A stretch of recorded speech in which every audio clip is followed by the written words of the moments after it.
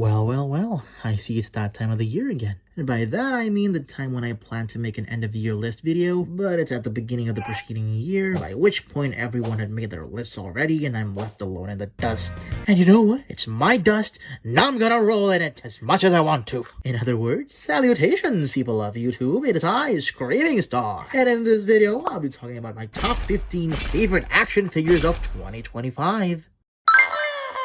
Once again, as always, I apologize for the immensely long delay. College has been hell for the last semester and might be so for the next semester as well. Ugh. But until then, while I have the time, might as well make some more videos for you guys, right? And while it's not as good as 2024, I'd say that 2025 still gave me some bangers that I would really love to talk about if it weren't for my college situation. Studio Series didn't really do that much for me last year, but Age of the Primes was pretty cool. And especially on the non-Transformers side of things, I received some absolutely stellar additions to my collection. Now, before we begin, let's establish some ground rules first, so that this video doesn't devolve into a mess like the current state of the world. I've already touched upon these rules in my last top 15 video, so I'll only briefly summarize them for now. Rule number 1. These are gonna be figures that I received in 2025, not ones specifically released in 2025. Those saying that, there's only like 1 or 2 entries on this list that would require such a rule to exist. But it's my list. What are you gonna do? Rule number 2. Despite me being a primarily Transformers collector, action figures from other lines will also be accounted for. Hence why this video is titled my top 15 figures of 2025, not Transformers of 2025. And finally, for those who wonder, why a top 15? Well, just so you know, for this year in particular, I was actually planning to make it just a top 10. But then I kept on adding more and more over the banging figures that I received last year, and yeah, I think 15 is just how I'm gonna do things from now on. Alrighty then, without any further ado, here are my top 15 favorite action figures that I received in 2025. It looks like history repeats itself on this one, because I'm starting my list with another TF1 Sentinel Prime figure yet again. Last year it was the mainline, and this year it would of course have to be the Voyager class Studio Series Transformers 1 Sentinel Prime. A pretty divisive figure, I might add. Some despise him because of the long you see and lack of paint, while others love him due to his fun factor. And whilst I don't think I like him quite as much as the mainline predecessor, I still do fall into the latter category. He's nearly perfect, with my biggest issues being his clunky articulation and transformation into jet mode. Every bit of which I think the mainline one absolutely mogs him in. Oh yeah, and the lack of a sword as well, but I can make you an A if I really want that. However, that doesn't take anything away from him, as he is still a striking figure with some really neat engineering quirks, and a really cool battle mode that the mainline one could only dream of having. All in all, it's a great representation of the character for me, and a great way to start out this list.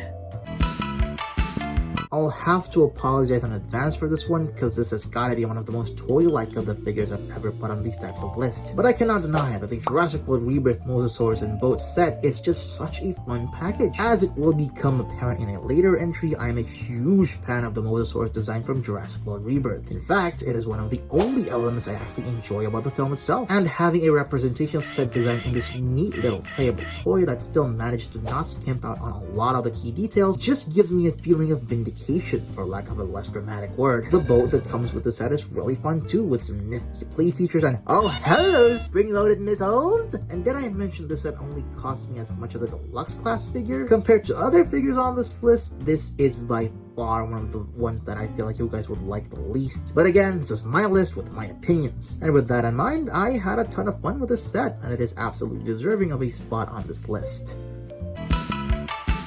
Since the last end of year list, I made blockies have gained a huge spike in popularity, and for good reasons too, as the quality and ingenuity of their figures seem to increase accordingly with the brand's increasing rise to fame. The pinnacle of their release this year for me was one that I actually didn't expect to like at all. In fact, I kinda hated how dull he looked in the promo pics that they gave out. I don't know, it just looks so boringly matte compared to the previous classic class outings. But lo and behold, when I eventually nabbed a copy for myself, I was immediately proven to be as wrong as the people who somehow still hate on Transformers 1. Blocky's classic class Megatronus Prime, or the Champion class, I don't know, their naming gets weird after a while, is an absolutely stellar release and is the perfect swan song to their classic class Transformers 1 offerings. It's a bit sad, I know, but with a final release this good, I can't feel too mad about it. This figure is ultra dynamic, featuring the most amount of articulation I've seen within this range of figures. And the matte finish looks much better in person than in those mainline Hasbro levels of pad promo pics. Admittedly, still Still not as reflective as I would have liked, but that still isn't enough to make me not crown him as my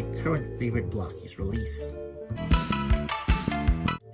Finally, something I never got to talk about on this channel until now. Isn't this refreshing? A lot of you probably didn't know that I am actually a moderate fan of the hit anime adaptation of Hideaki Anno's Wet Dream, Neon Genesis Evangelion. It's not my favorite anime ever. That honor would go to Robot Tennis Guys 2001, and I do think it got a little too convoluted for its own good after episode 16 or so, but still, I'm comfortable enough to say that I am a fan of it, especially the designs of the Evangelions themselves. So when YOLO Park announced that they were gonna be making affordable model kits for the first 3 Evangelion units, you bet your ass I'd be picking up at least one of them, and now here we are, with the YOLO Park AMK Evangelion Unit 1 making its way to the number 12 spot. I know this is technically the rebuild design, and I haven't even seen the rebuild movies, but you know what? This looks cooler anyways, I'm fine with it. The figure itself, however, is way more than fine, as it is hands down one of the most photogenic figures in my collection. The articulation is positively cracking, making it super easy to put her into any kind of pose you could possibly want. Just watch out for a small feet. Even so, you do get a display base to put her in so that you don't have to worry about her toppling from your precariously carrying shelf. Couple that with the fact that the display base can store all of her accessories, and the entire package costing only $30, really solidifies this as one of my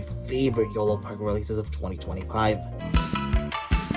Now you'll see why that first rule is important, because the number 11 spot is a release from 4 years ago? Goodness gracious, I miss those days. Anyways, for a little bit of a backstory first, so I was talking to my friend Omar and I decided that I wanted to trade some figures with him, particularly the Legacy Evolution DevCon, which of course I can't show because I don't have him anymore. In return, he decided to give me a figure that now has redefined my love for weaponizers, that being the Transformers Netflix spoiler pack Skelevor. This thing is so weird, but I just love the crap out of it. Everything from its peculiar yet creepily cool body morph to its banger deco, its funky alt mode, and most importantly, its reignition of my love for weaponizers. I had such a blast figuring out some weaponizer combos with this guy, and I ended up making up some really cool combinations. Heck, I ended up buying Earthrise Airwave just because I was in such a weaponizer mood at the time, and I didn't even care about Airwave before that. It's really funny how a figure you ended up loving so much could come from the most unexpected of places. I suppose that's just the beauty of having friends in this community, huh? Omar, if you're watching this, I thank you a lot for giving me this banger figure. Also, I'll never give you my Armada Prime. Get the fuck out of my house. Oh great, another thing that I've never talked about on this channel before. Now I must preface this, I am not a LEGO collector by any means. The only LEGO set I've ever had previously was this Age of Ultron Quinjet set that my uncle gave me. Saying that though, I've always been intrigued by the concept of LEGO. It's just that they're pretty much considered a luxury item unless you're willing to get a really small set or something. But once in a while, a set comes to my attention that just so happens to both appeal to me and be affordable at the same time. Well, affordable, heavy quotation. And thankfully, last year I found just the set for me. The LEGO Mosasaurus Boat Attack set once again shows how much I am a sucker for the Jurassic World Rebirth Mosasaurus, or Mosasaurus in general to be honest, but that's besides the point. The point is that this set tackles several of my needs in one fell swoop, and does so very much successfully. It manages to give me another representation of the only part of Jurassic World Rebirth that I like, while giving me a chance to finally build another LEGO set. And that build process was indeed really fun. I'm very grateful to finally experience building Legos once more, just like how I'm grateful for this set's existence, hence why I put it at the number 10 spot on my top 15 list. Combiners, eh? Oh, the complicated topic that they are. Prior to last year, I'd completed 0 combiners within my admittedly short collecting journey. I've had combiner members, sure, but never the entire thing, since most of them were just way too expensive for me. Enter 2025, where I completed 2 whole combiners, though it's not as impressive considering they were both box sets. The impressive stuff comes later, don't worry. One of these combiners was a decent KO of a 6-year-old Bruticus mold. Pretty fun for what it is, but definitely isn't the most solid thing in the world, and Swindle's combined knee joint can frag off. The other combiner is the number 9 entry on this list, JGM Steel Kitty Party, or Predaking if you don't want to be known as a Predator. I like calling this thing Predicate for fun. For my first ever full Gestalt, this thing was just epic. The individual modes are quite fun in both of their modes, but what really steals the show for me is that stylish stylish combined mode with its stunning aesthetic, solid build, and good articulation. Achieved through parts forming, yes, but at least the parts have some kind of storage method to them. Plus, given this guy is Legends class and super deformed, I can definitely cut out some slack. This company has and will be releasing more super deformed combiners going forward, and while I might skip Volcanicus, I'm definitely going to be there day one for the Bruticus. Congratulations, kiddos! I now give you all full access to my bank account. Oh no, it's gonna be another Splooge Fest with the 86 Grimlock mode. Oh no, it's not like we've had enough people being a sucker for it or anything. Ugh, fine. I'll keep this segment short so you don't get bored, okay, Mini Screaming? Now go eat a bridge before I put you inside another lizard's mouth. I'm sure a lot of you don't need an explanation as to why the 86 Grimlock mode is that popular within the fandom, right? It's chunky and solid, it's got 2 great modes, it's based on a beloved character, and in this G2 deco, I just think it looks really awesome. There's not much I can say about this mode that hasn't already been said by literally every other Transformers YouTuber. It's just a fantastic mode, and it deserves to be praised as such.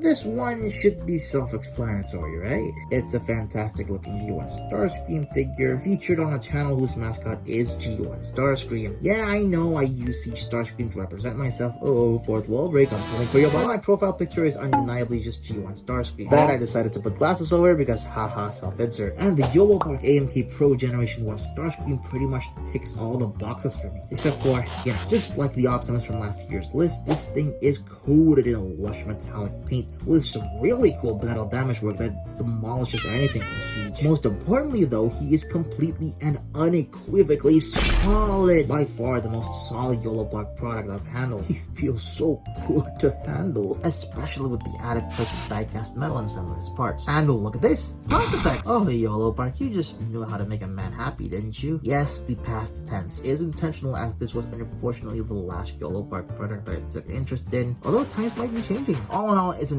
excellent representation of one of my favorite Transformers characters, and its relatively low placement on this list just shows how peak 2025's high points were for me. Case in point, if last year I had a combiner limb that I liked enough to put on a relatively high place in last year's list, this year I don't have such a thing, unfortunately.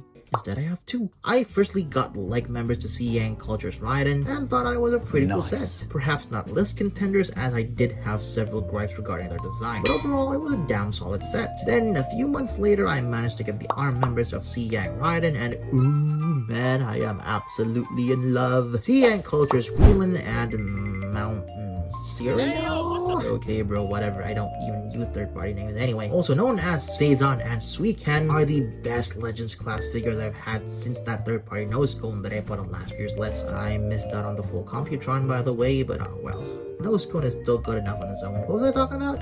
Oh, right. These figures feel absolutely incredible, especially Seizon. Although I do prefer Suiken's color scheme, so I guess I can say that I like them both equally. This is another one of those instances where I'm just itching to make a review on them. There is so much I want to praise with these guys, from their great plastic quality to their insanely fun transformations. I can only hope for the last 2 members to live up to the greatness that are Seizon and Suiken. And not to mention, the combiner itself is shaping up to be the best Raiden figure on the market right now. Although there really isn't much competition now, is there? Kudos CN Culture, or Magic Square according to what I've heard. You guys have made me fall head over heels for Legends Combiner limbs once more. Will the final Gestalt hold up or even raise the standards? I guess that's up for my 2027 self to update you guys on.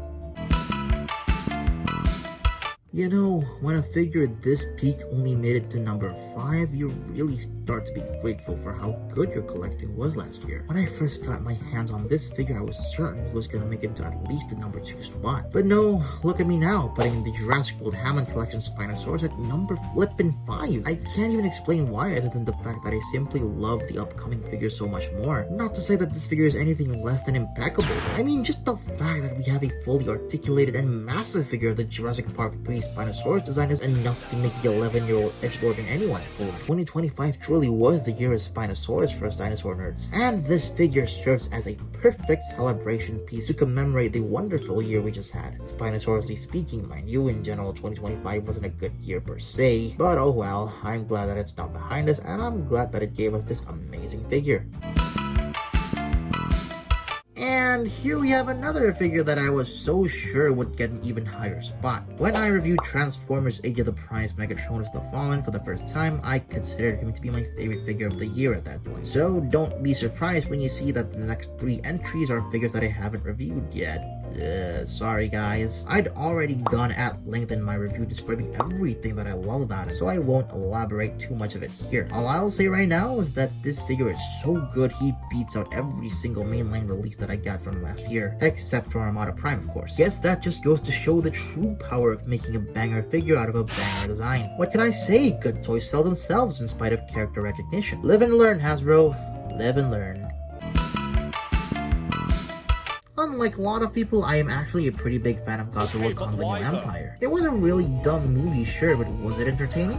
I certainly think so. Well, I definitely liked the film enough to get a figure of one of its brand new monsters. Not Scar King, he hasn't been released yet. The high one. I'm not even gonna entertain the idea of putting the SH monster into the equation. Not just because I can't afford it, but also because... oh my god. No, I'm of course talking about the Frost Queen herself, Shimo. A controversial design, but I'm personally fond of it. Now, which of the 2 high-end versions did I end up picking? Yeah, no, let's stop beating this cold dead horse. Now, I did expect to like the Hiya Toys offering, but not this much. Holy cannoli, this figure looks unspeakably incredible. I was not expecting to see this iridescent hue throughout the entire figure. In person, it looks so freaking beautiful. The sheer fact that something with this amount of resplendence in its paint application costs about as much as Hammer Collection Spino is nothing short of a miracle. That's not saying they skimmed out in other areas though, because the articulation, sculpt work, and feel on this gal are equally just as well done as her paint apps. In other words, I can definitively say in this case that Hiya Toys have absolutely done it yet again. Now I wonder what they're gonna come up with next time. Is that right, Monster Hunter? Take my money! Just when I thought leader class figures couldn't get any better last year, this lad came in and shot his arrow into my heart, and oh wait, that'd just kill me, wouldn't it? Whatever. The number 2 spot goes to the Transformers Age of the Primes leader class Onyx Prime. Sure, I was looking forward to him, but I didn't think he could ever beat Megatronus as my favorite leader class this year. Last year, my bad. I missed out on 96 Megatron, by the way, sob. But no, as it turns out, I did end up liking him more than Megatronus. And frankly, I can't even objectively explain why. I think I may just be that drawn into Beast Formers after all, or Beast-like Transformers at least. Oh, and of course, that damn Centaur mode. Oh, he looks so epic in this mode that I genuinely couldn't stop gushing about it for weeks. Sadly, I did lose the front skirt piece, but that still didn't hinder my enjoyment that much. This figure is just a one-of-a-kind Transformer that we would probably never see otherwise if it weren't for the nature of the Age of the Primes toy line. And because of that, I am extremely grateful for this line's existence. And another reason for my gratitude towards this line is gonna become apparent when we get to the number 1 entry. But before we get into my beloved number 1 figure, I think it's best to first take a look at some other figures that I got last year that, whilst I didn't like enough to put in the actual list itself, were still mighty solid figures on their own. In other words, here are some honorable mentions. Earthrise Airwave. Just like Skeletor, which is the very figure that led me to getting him, by the way, this figure helped to reignite my love for weaponizers. It just so happens that as an actual figure, I don't really like him nearly as much as Skeletor. Action Edition Soundwave. One of my favorite block-case releases last year. I really liked how much more solid he was compared to his 2 predecessors. And the fact that he came with a lot of the cassette characters was also nice. Not wanting to stop cooking there though, next up, also from Block Keys, we have Champion Class Superman. I absolutely love the 2025 Superman movie, and this figure ticked all of the boxes that I would want for a representation of that character. Well, minus the thigh swivels, hence why he's not on the list proper. Finally, by Block Keys, next up we have Classic Edition Charizard. I'm not a Generation 1 Pokemon purist, but I genuinely consider Charizard as my favorite Pokemon release of theirs so far. He's just so chunky and satisfying to hold, not to mention the flame effects that you get with him are just so cool. Talking about some transforming Transformers now, next up is Age of the Primes. Definitely the best and most dynamic Insecticon they've released so far, outclassing the legacy guys by a country mile with his dynamic posing and addictive transformation. Not as addictive, but still fun, however, is Aya the Prize by Cronus Prime. Just a fun double package. Sure, he didn't blow me away like I was expecting him to, but he's still a very nifty and playable bluff with a lot of play options. And again, weaponizers.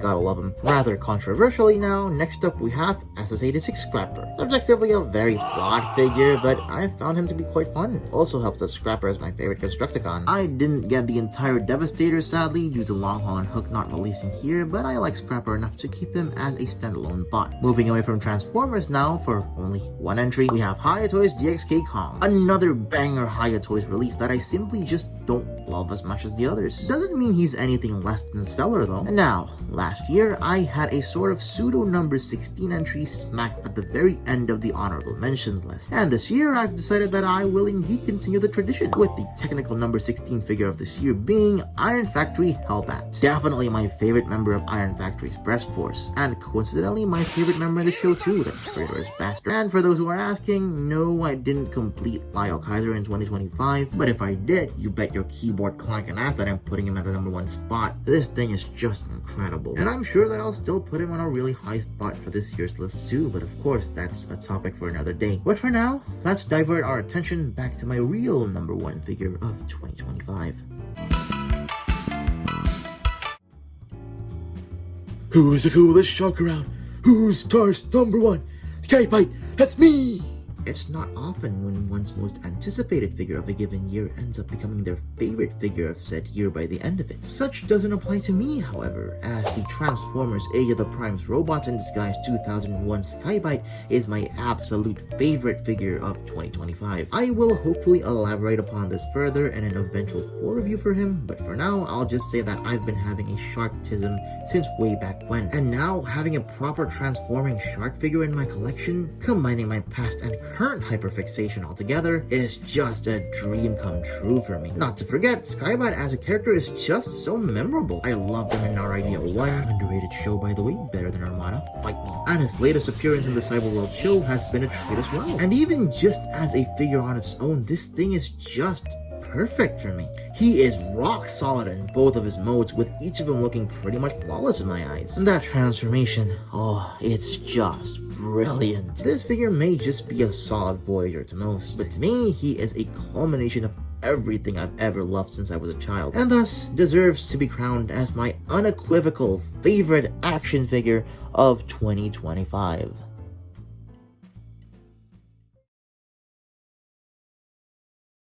Well, folks, there it was. My top 15 favorite action figures that I got within the year of 2025. Overall, I would say that even though I feel like I didn't get as many bangers as I did in 2024, especially when it comes to mainline Transformers, I'd say that the best of the figures that I got last year was definitely more impressive than most of my acquisitions in 2024. The lows were lower, but the highs were definitely higher as well. I'm still really happy with it, given that a lot of my most anticipated figures actually delivered on what I wanted them to be. Except DX9 Sideswipe, he's just kinda unfortunately. No DX9, I will not be buying or prowl. Non-locking sliding rails are a cardinal sin, and you guys should be ashamed of yourselves. As far as 2026 goes, yeah, I've already set my eyes on a couple of really cool new figures. Not Bruticus though, I think he looks a bit wonky, though I will probably get some of the individual limbs. And as always, if you disagree with this list in any way, shape, or form, that's completely fine. I'm not you, or else you'd be dreading your 6th semester of college right now. Thus, I won't always have the same opinions as you. If you would like, feel free to tell me your own end of the year figure list in the comments below. I will definitely be reading it. And with all that being said, I thank you all so much for watching my video, and what did you think about it? If you enjoyed it, leave a like. Want to criticize or praise anything, leave a comment, or if you like my channel, feel free to hit that subscribe button. Farewell, fellas. I shall see you all in the next video. The next review is going to be a double review, but this time I will be joined by someone quite special. Hello, it's me, Primo. I am 100% human.